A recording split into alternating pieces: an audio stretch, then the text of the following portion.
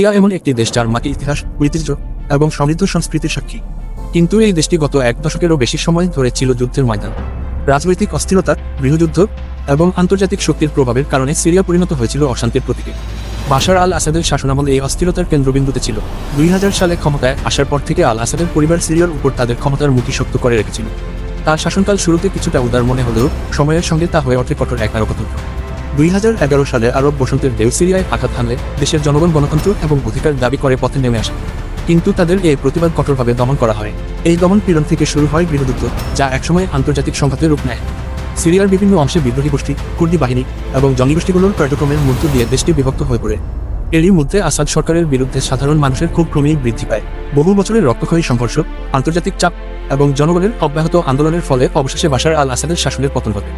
এটি ছিল সিরিয়ার জন্য একটি ঐতিহাসিক মুহূর্ত। দীর্ঘদিনের দমনমূলক শাসনের অবসান ঘটে আজ সিরিয়ার স্বাধীনতার নতুন পথ দেখছে। আসাদের পতন শুধু একটি শাসকগোষ্ঠীর পরাজয় নয়, এটি একটি জাতির ইচ্ছাশক্তি এবং অধিকার আদায়ের প্রতীক।